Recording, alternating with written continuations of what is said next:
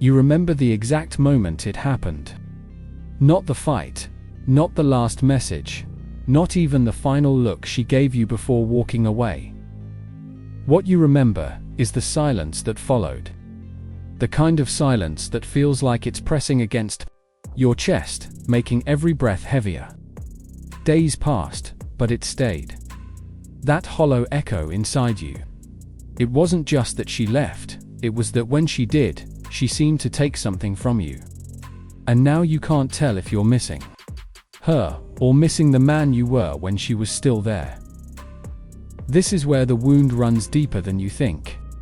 You tell yourself it's heartbreak, but heartbreak is only the surface. Beneath it is something harder to admit.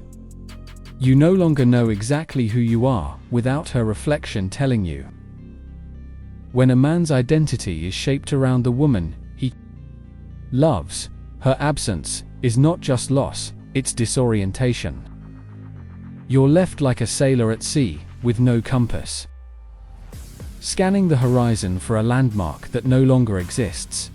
The ancient streets of Athens knew men like you. Socrates saw them, men who thought they knew themselves until life stripped away the roles and faces they'd been hiding behind. He never gave them the answers they expected. Instead, he handed them questions sharp enough to cut through the illusions. Questions that didn't just make you think, but made you see. That's because Socrates understood something most men today have forgotten. Answers can comfort you, but only the right questions can transform you. Imagine you're standing before a mirror. Not the perfect, polished kind you check before leaving the house, but an old, cracked one. Every fracture running through it catches the light in a strange way. You see yourself, but you also see the damage. The lines where something once whole was broken. Each crack represents a belief you built inside a relationship. She needs me to be this way, to love me. If I do enough, she'll stay. If I just fix myself, she'll see my value. Now, she's gone, and those beliefs hang there like broken glass, reflecting a distorted version of you back at yourself. Here's the truth that most men spend years avoiding. You cannot rebuild from a reflection that is already fractured. You have to be willing to stand there, to look straight into the brokenness without flinching. Not to mourn the mirror, but to study what it's showing you. Because until you can see yourself as whole without her, every step you take will be an attempt to fill a space that only you can occupy. The suffering you feel now is not punishment. It's not fate conspiring against you. It's the stripping away of the identity you built on someone else's terms. And yes, it's brutal, because it forces you to realize that some of the love you thought was for her was actually a negotiation for your own worth. You weren't just loving her, you were hoping she'd hand you the proof that you mattered. Socrates would call this moment a turning point. The kind where you stop asking how do I get her back, and start asking who am I when there's nothing left to hold on to. That's the beginning of self-possession, when the ground stops shaking because you've found the part of you that doesn't depend on anyone else to stand. This isn't about becoming harder or colder. It's not about swearing off love or pretending you're unaffected. It's about becoming unmoved by the wrong things. When you see yourself clearly, you stop kneeling for love that costs you your center. You stop bleeding out your time, your energy, your dignity for the hope of being chosen. And ironically, that's when you become the kind of man who is chosen without asking. So here you are, standing in front of that cracked mirror. You can walk away, cover it, try to find another one that makes you look better. Or you can stay. You can study every fracture until you understand what caused it, and then piece by piece, you can begin to reforge the man staring back at you. Not for her, not for anyone else, but for the one person who has to live inside your skin for the rest of your life. When you finally step away from that mirror, you won't be the same man who stood there trembling. You'll be the one who understands that the reflection doesn't make the man makes the reflection. And from that day on, no matter who comes or goes, you'll know that you are whole. There's a kind of fear that doesn't make your heart race, it makes it shrink. It's the quiet dread of not being enough. Not for the world, not for your mission, but for her. You felt it when she gave you that subtle pause before answering your message, when her laughter didn't carry the same warmth. When she seemed to be looking through you instead of at you. It's not rejection you fear most, it's the silent verdict that you just don't measure up. This fear has a way of reshaping you without your consent. You start trimming your words, softening your opinions, laughing at things you don't find funny. You become more cautious, more agreeable, more forgettable. You convince yourself that if you can just keep her comfortable, she won't leave. But in doing so, you stop being yourself. You're no longer living, you're performing. And the worst part, you've forgotten the script you wrote for yourself before she came along. Socrates would say, you've abandoned the examined life. You're no longer asking, do I like the man I am when I'm with her? Instead, you're asking, does she like me enough to keep me? That's the shift that traps so many men. They stop living for their own truth and start living for someone else's approval. And when that approval becomes the air you breathe, she holds the oxygen mask. I once knew a man named Marcus. He was 38, confident in business, respected in his field. The kind of man whose handshake told you he knew where he stood. But in his relationship, he was a shadow of himself. Every decision, every reaction, was calculated to avoid her displeasure. He stopped going to his favorite boxing class because she didn't like the idea of him spending time with people she didn't know. He avoided bringing up certain topics because they might start an argument. In the process, the man who once walked into a room with presence was reduced to someone who could barely recognize himself in the mirror. Here's what most men don't see. When you shape yourself around a woman's expectations, you're not protecting the relationship, you're starving it. A woman can feel when you've stopped being real. At first, she might appreciate the compliance, the predictability. But soon, the absence of your true self leaves a void. And voids are dangerous, because they invite her to fill them with something or someone else. Socrates' words echo here. An unexamined life is not worth living. In love, that means this. If you haven't examined whether you're living to be loved or living to live, you're already at a disadvantage. Because one leads to growth, and the other leads to dependency. Marcus eventually realized this, the hard way. One evening, after another minor disagreement he had smoothed over by staying silent, she looked at him and said, "You've changed. I don't know who you are anymore." It was meant as an accusation, but it was also the truth. And in that moment, Marcus understood. She hadn't fallen out of love with him. She had fallen out of love with the man she met, because he had stopped being that man. The invisible judgment you fear isn't actually hers, it's yours. Deep down you know, when you've compromised too much, when you've bent so far, you're about to break. The tension you feel isn't her standard pressing down on you. It's your own standard being ignored. That's why even when she praises you, it doesn't satisfy you. You know the praise isn't for the real you, it's for the version you've manufactured to keep her close. The way out is brutal but liberating. Stop asking if you are enough for her, and start asking if she is enough for the real you. This is not arrogance, it's alignment. Because when you live in alignment, you're not auditioning for love, you're offering it from a place of wholeness. And when you offer love from that place, you don't fear the invisible judgment anymore. You already know the verdict. There's a frustration that burns hotter than rejection. Watching other men capture the attention of the woman you want with what seems like effortless magnetism. While you're left competing for scraps of her time, you notice it at parties, at gatherings, even on social media. The way her eyes light up when someone else enters the room. The way she laughs more freely, tilts her head just a little more. and you start to wonder if you're missing some secret code. Some invisible skill they were born with, and you weren't. Here's the uncomfortable truth. Attraction is rarely about fairness. It's not about who's the nicest, who tries the hardest, or who's been there the longest.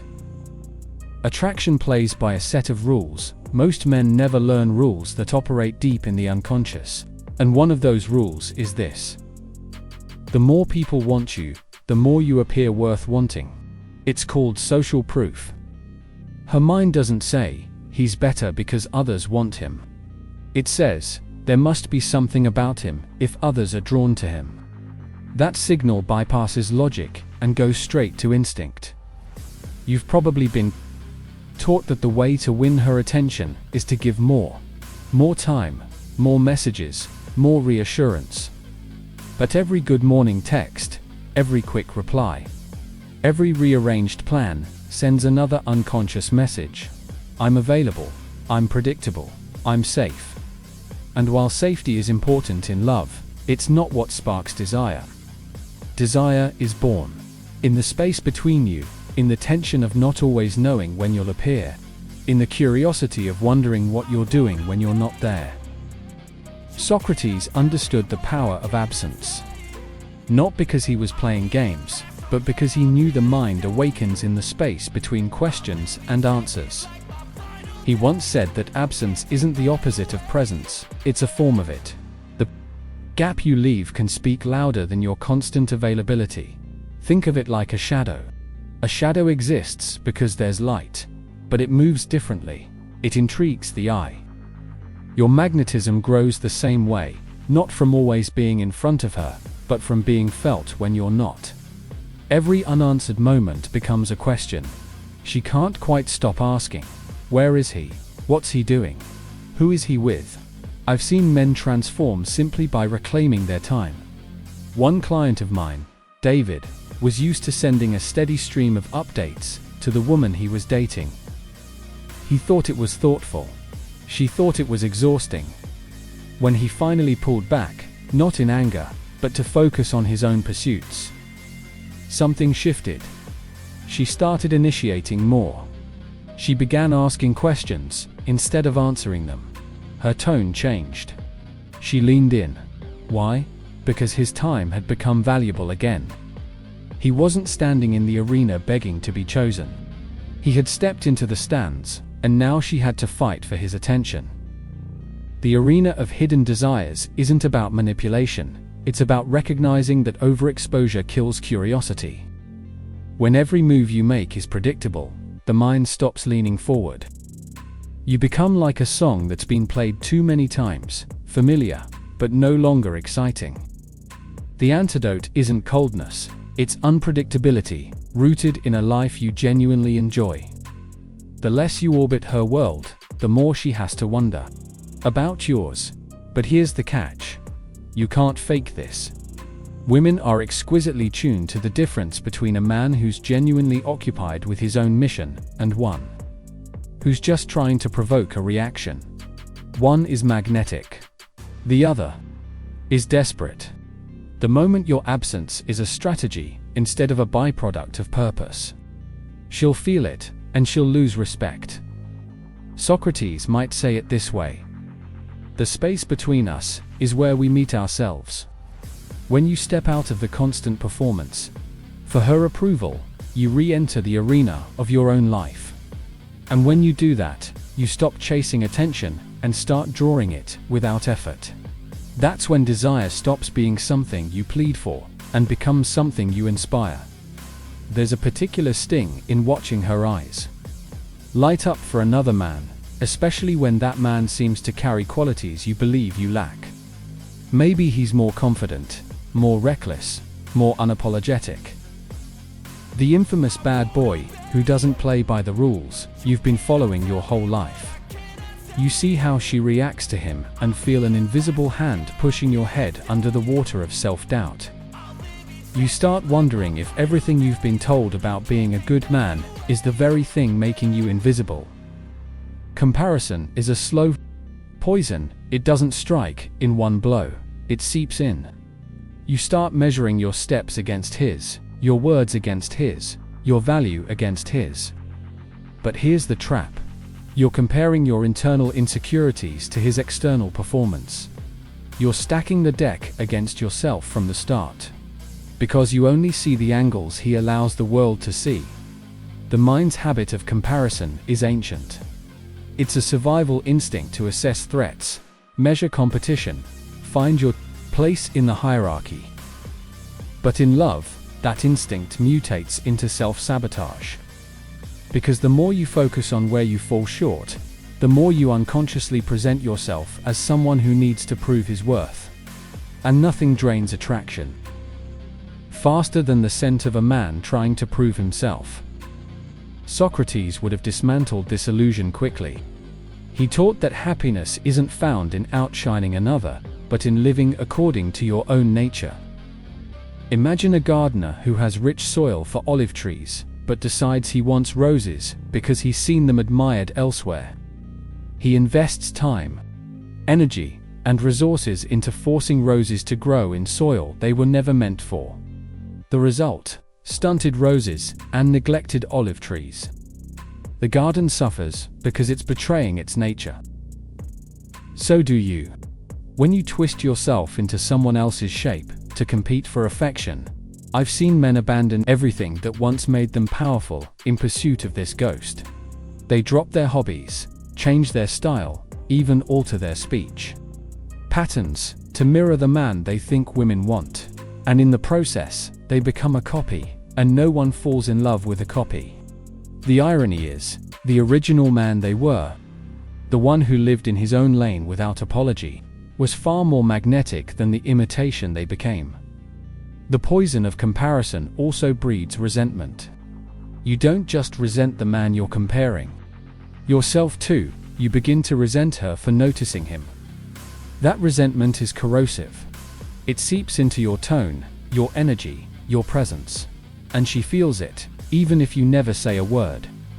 She can't put her finger on it, but something in you shifts from open to guarded, from light to heavy. The connection starts to rot from the inside. Breaking this cycle requires a shift in perspective. Instead of asking, "What does he have that I don't?" start asking, "What do I have that I've been neglecting?" The truth is, attraction thrives not on borrowed traits, but on amplified authenticity. The more you live in alignment with your natural strengths, the less you care about how another man operates. You stop being in his shadow because you stop standing in his arena altogether. There's another layer here. Comparison is often a cover for fear. It's easier to tell yourself you lost because he had something you didn't, than to confront the possibility that she simply wasn't the right match for you. But the moment you accept that not every woman is meant to choose you, you liberate yourself from the exhausting performance of constant self-measurement. Socrates might put it this way: no man is more enviable than the one at peace with himself. When you stop chasing what belongs to someone else's nature, you step fully into your own. And when you do, you stop poisoning your value with the toxin of comparison. The men you once saw as rivals become irrelevant. And she either meets you where you are, or she walks. But either way, you remain whole. Being ignored cuts deeper than a harsh word. At least with rejection, there's an impact, a moment of clarity, a finality. But silence is different. It lingers. It makes you question not just her feelings, but your own worth. You replay your last message, your last interaction, wondering which part failed, the invisible test. And the worst part is, the more you feel her pulling away, the more urgently you try to close the gap, pouring out more words, more reassurances, more attention, as if you can fill the void by flooding it. But silence isn't always absence. Sometimes, it's a signal. Sometimes, it's the most deliberate move a person can make. Socrates himself was known for his silences. In the crowded Athenian marketplace, he didn't rush to fill every space with his voice. He observed, he waited. He let the other person reveal themselves in the emptiness. Silence was his strategy, his way of allowing truth to emerge without force.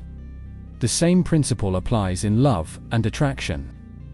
Constant responsiveness, constant presence, can dilute your value.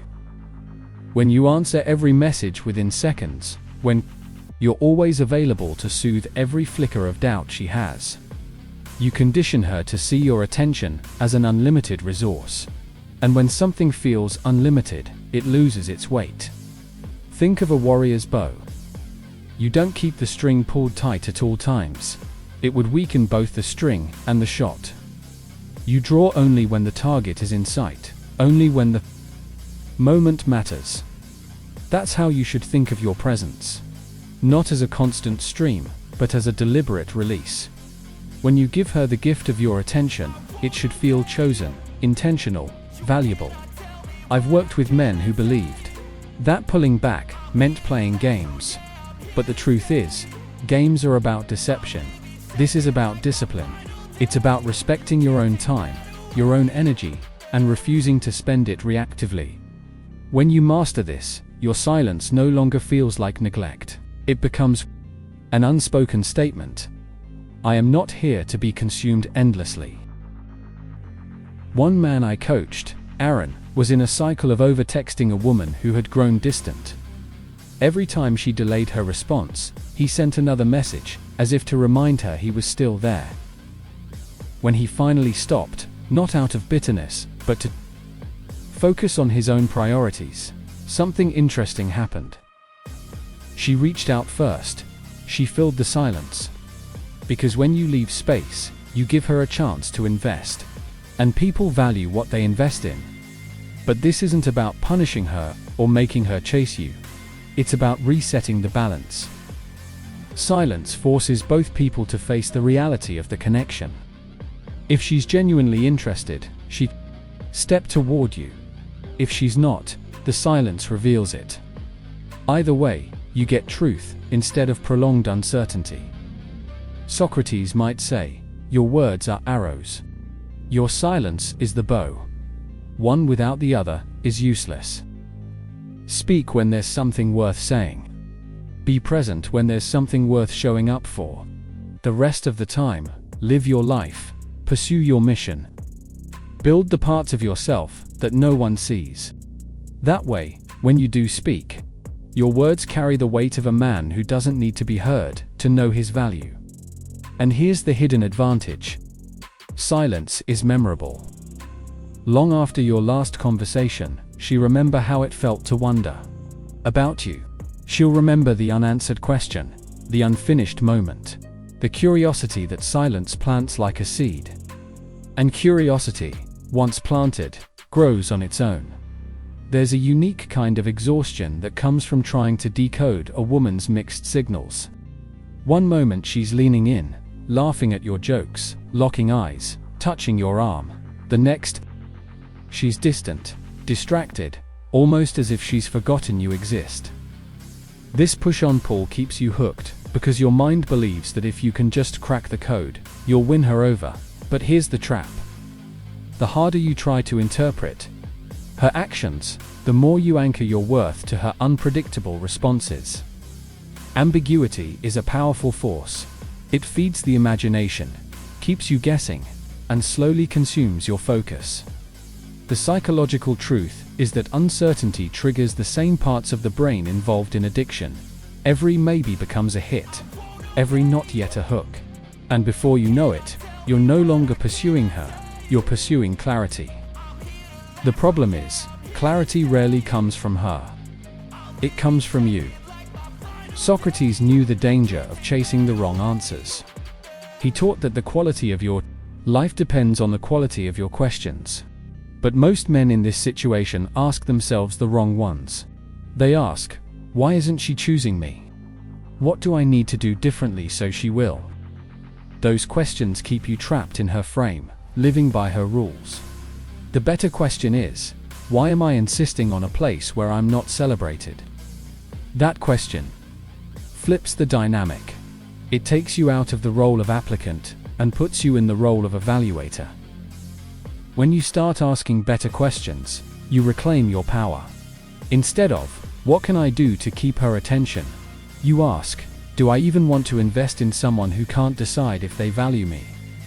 Instead of, how do I make her want me?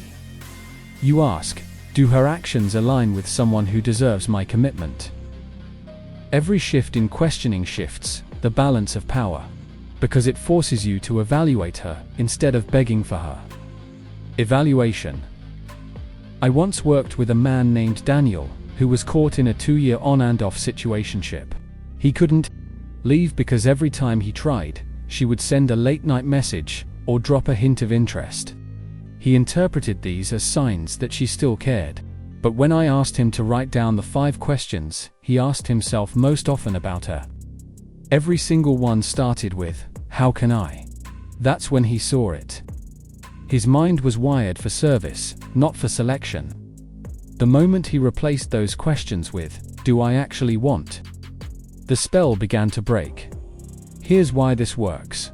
Good questions demand honest answers. And honest answers strip away the illusions you've been clinging to. They cut through the emotional fog and reveal whether this is a connection worth your time, or just a maze designed to keep you running in circles. Socrates might say, the question is the chisel. The answer is the stone. If you use a dull chisel, you'll never reveal the statue inside. But a sharp question cuts cleanly, exposing the truth hidden beneath layers of wishful thinking. And the truth is, if you need to constantly guess where you stand with someone, you don't stand anywhere solid. By mastering the art of the right questions, you stop playing her game and start playing yours. You set the terms, you decide the pace, and in doing so, you become infinitely more attractive. Not because you've manipulated her, but because you've stopped manipulating yourself into staying where you don't belong. Pain in love often feels like a verdict, as if you've been judged, weighed, and found lacking. But Socrates would remind you that pain isn't a sentence, it's a summons. It calls you not to chase the one who left, but to rebuild the one who stayed. The man who wakes up in your body every morning, still carrying the echoes of what happened, is the one who needs your full allegiance. This is where most men get lost. They think healing is about replacing her, proving themselves to someone new, or rewriting the past until it no longer stings. But that's not healing, that's distraction. True healing is quieter. It happens when you stand in front of the wreckage of what was, and choose to rebuild.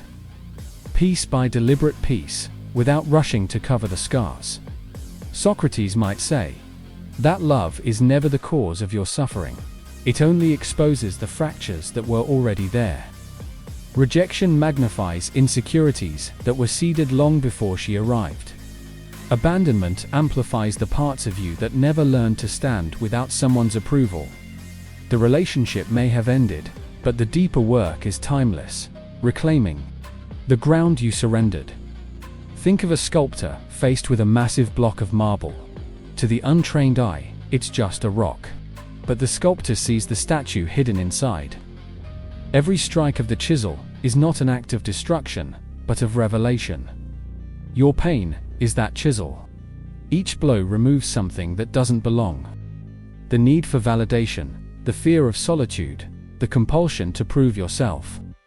What remains, as the dust clears, is the unshakable core of who you are. The return to self is not about becoming who you were before her. It's about becoming the man you could only become because of her absence. The man who no longer kneels for love, but walks alongside it. The man who understands that attraction built on desperation is a cage, while attraction built on self-possession is freedom. When you live from that place, the entire dynamic changes. You're no longer scanning the horizon for someone to choose you. You're choosing yourself so completely that anyone who joins you must meet you at that level. You stop bargaining for crumbs because you've remembered you were born to feast. And here's the quiet irony. The moment you stop needing love to prove your worth is the moment you become most magnetic. Because now, you are not an empty vessel waiting to be filled. You are a full current.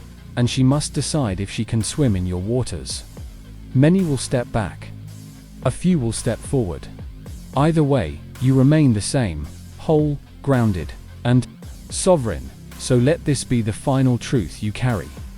The greatest victory in love is not winning her back, but winning yourself back. For when you know who you are, no loss can diminish you, and no love can unmake you.